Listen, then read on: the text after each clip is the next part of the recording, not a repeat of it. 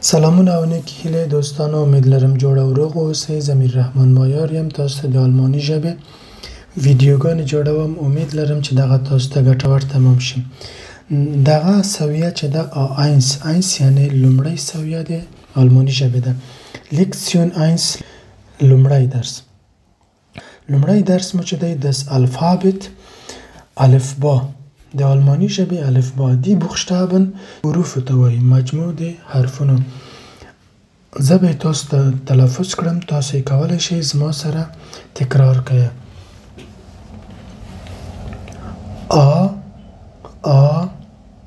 B B C C D D E E F F G G H H I I J J K K L L M M N N O O P P Q Q R R S S T T U U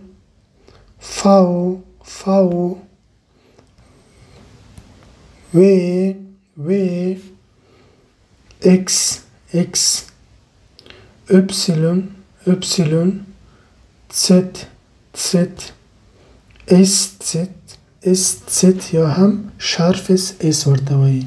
بیتا حرف هم ورته وایي دیتا. دی اوملاوت حرفونه هغه حرفونه چې په سر باندې دوه ټکي لري. دغه چې دی دوه رقمه تلفظ کیږي. یو چې دی آ اوملاوت داسې تلفظ کیږي، او یا هم ا او اوملاوت او اوملاوت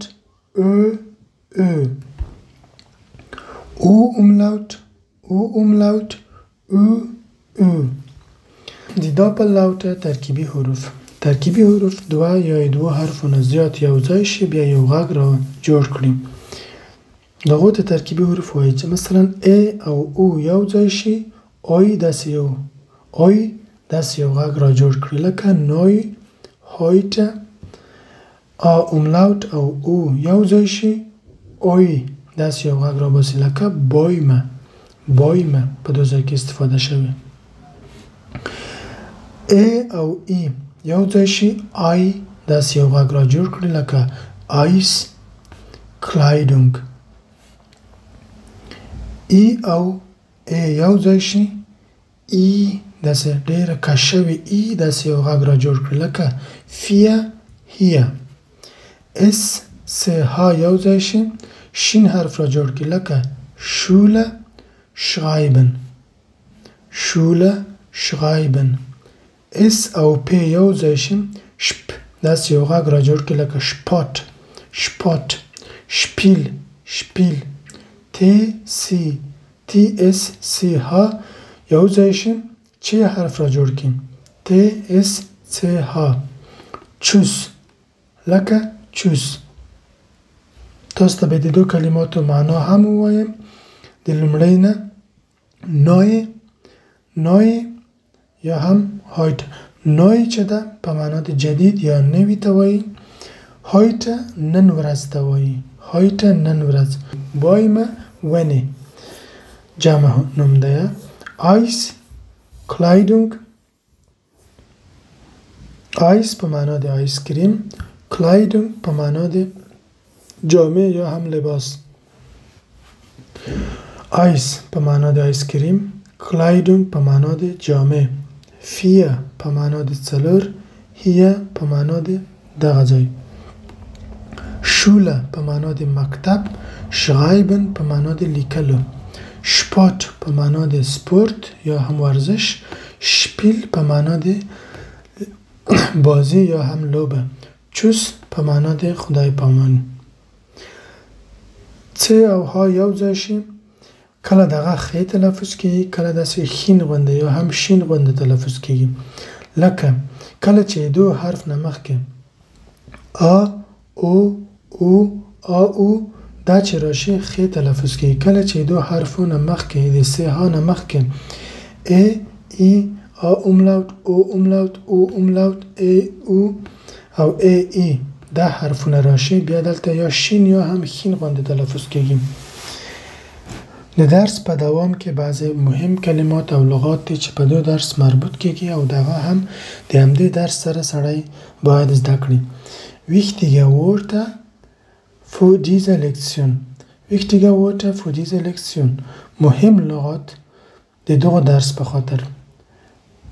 د دغه درس سره دا کلمات هم زده کړئ چې په عین حال کې چې تاسو ګرامر زده کوئ د ګرامر سره یو ځای یو څه لغات هم باید زده کړئ.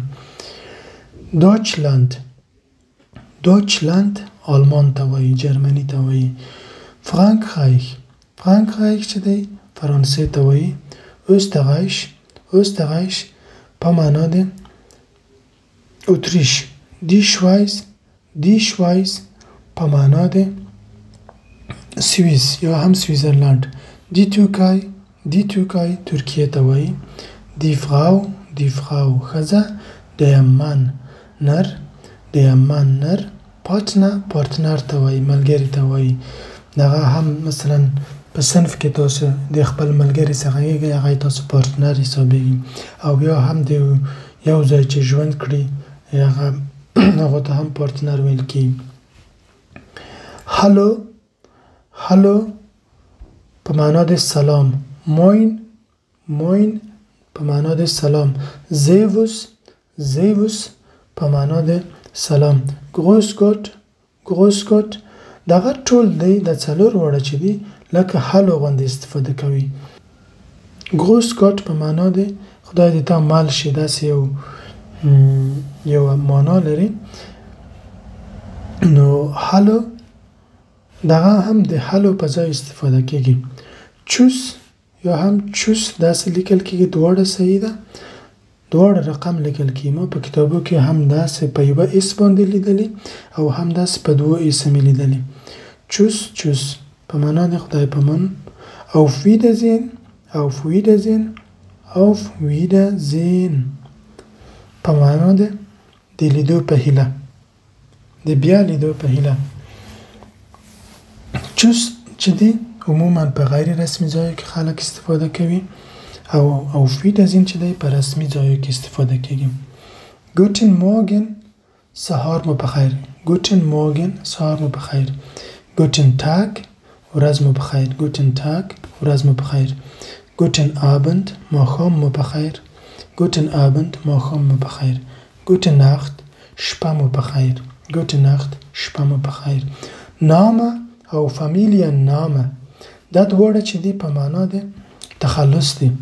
Vorname چې دی په معنا د اصلي نوم دی. مثال په توګه زما نوم میر رحمان دی، تخلص مې مایار دی. یعنی په نامه یا هم Familienname کې باید مایار ولیکل شي. Vorname کې زما اصلي نوم چې دی میر رحمان باید ولیکل شي په دو رقم. یا بله یا هم و. Nein په معنا د نه خیر یا هم نه. Und او طور مثال زه لیکم او خبرې کوم. sehr په معنا د ډیر. دلته یو دوه دانه فعلونه هم دي، verb افعال. kommen راتللو ته وایي. kommen راتللو ته وایي. heißen نومېدلو ته وایي.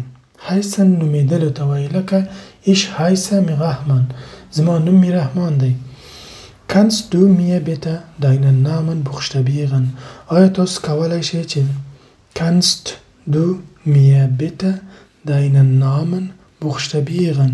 آیا تاسو کولی شئ چې خپل نوم ماته املا کړئ یا هم یو حرف ووایئ؟ Natürlich البته ولې نه. M-I-R-R-A-H-M-A-N Mirahman. په دې امید چې ګټور تمام شوی وي. مننه. ښه وختونه تاسو ته غواړم. ښې شېبې ولرئ.